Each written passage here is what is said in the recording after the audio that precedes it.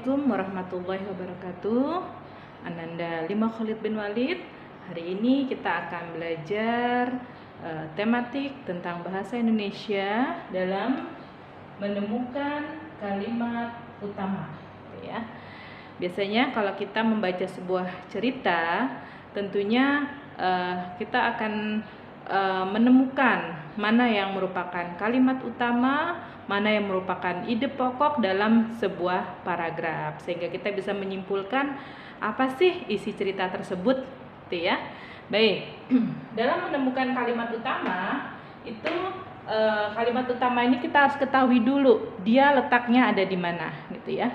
Kalimat utama itu biasanya ada di awal, ya, bisa juga ada di belakang, bisa juga campuran. Jadi dia bisa di awal dan juga bisa di belakang, gitu ya. Nah, ciri-ciri kalimat utama yang ada di depan atau yang ada di awal adalah yang pertama, ya. Yang pertama, katanya berulang, gitu ya. Jadi biasanya di kalimat awalnya, kemudian nanti ada kata-kata yang diulang di kalimat selanjutnya atau kalimat penjelasnya, gitu ya.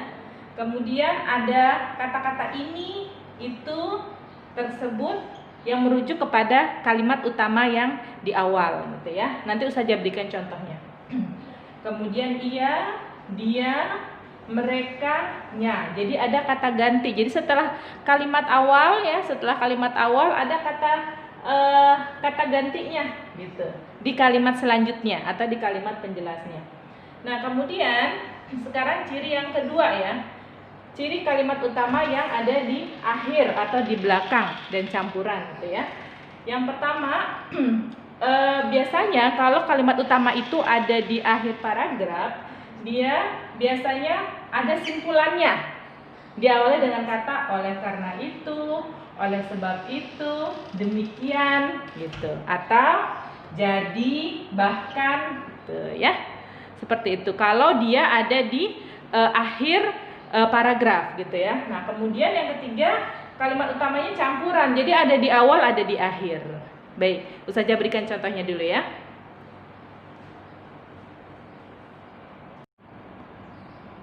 Baik, kita lihat contohnya.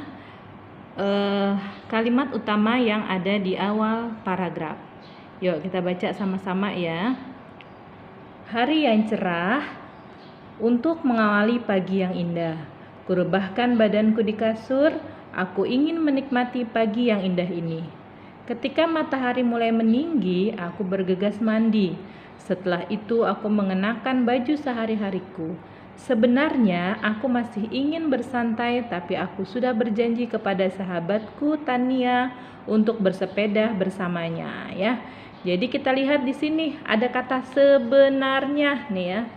Sebenarnya. Nah, ini menunjukkan bahwa ini menyimpulkan, ya, menyimpulkan dari kalimat-kalimat penjelas yang ada di awal. Jadi kalimat utamanya ada di akhir paragraf, ya. Coba kita baca selanjutnya yang paragraf kedua. Aku pun segera ke dapur untuk meminta izin kepada bundaku. Bun, nah, ini ada kata bun, gitu ya, pengulangan dari kata bunda di sini, ya. Aku pergi sebentar, ya, aku ingin bersepeda bersama Tania, ujarku meminta izin. Bunda menghentikan aktivitas memasaknya, lalu memandangku. Nah, ini bunda, diulang lagi di sini, lalu memandangku. Tapi jangan lama-lama, ya, soalnya siang nanti kita akan berkunjung ke rumah nenek. Iya, Bun. Ada kata bunda lagi, aku berangkat dulu. Assalamualaikum, pamitku. Lalu segera berangkat ke rumah Tania. Jadi kata bunda berapa kali diulang di kalimat penjelas yang ada di bawahnya. Nah, ini menunjukkan bahwa kalimat utamanya ada di awal paragraf, gitu ya. Ciri-cirinya seperti itu. Mudah-mudahan anak-anak bisa memahami, ya. Selanjutnya Ustazah akan menjelaskan tentang mencari ide pokok dalam kalimat utama.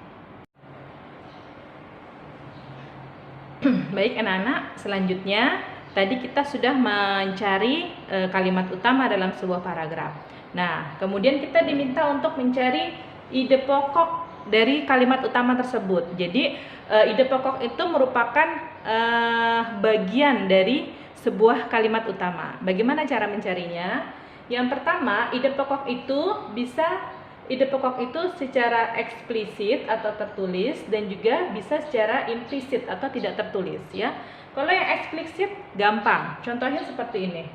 Kalimat utamanya, aku pun segera ke dapur untuk meminta izin kepada bundaku. Kalimat ide pokoknya apa? Ya, ide pokoknya aku meminta izin kepada bunda ya. Kita tulis aku meminta izin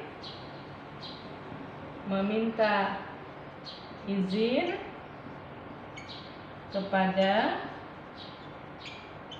bunda ya. Jadi ini adalah ide pokoknya gitu ya, seperti itu. Nah, bagaimana kalau yang implisit atau tidak tertulis? Berarti kamu memaknainya secara tersirat. Nah, disinilah dibutuhkan keahlian kamu untuk memaknai sesuatu yang menceritakan. Ketika kamu membaca sebuah paragraf, kamu bisa menceritakan kembali dengan bahasa kamu ya. Bagaimana kamu bisa seperti itu? Ya, kamu harus rajin membaca gitu ya, agar bisa menentukan ide pokok secara eksplisit dan implisit ya. Mungkin itu saja dari Ustazah Tia. Selamat mengerjakan tugas. Nanti tugasnya akan Ustazah berikan di topik latihan. Wassalamualaikum warahmatullahi wabarakatuh.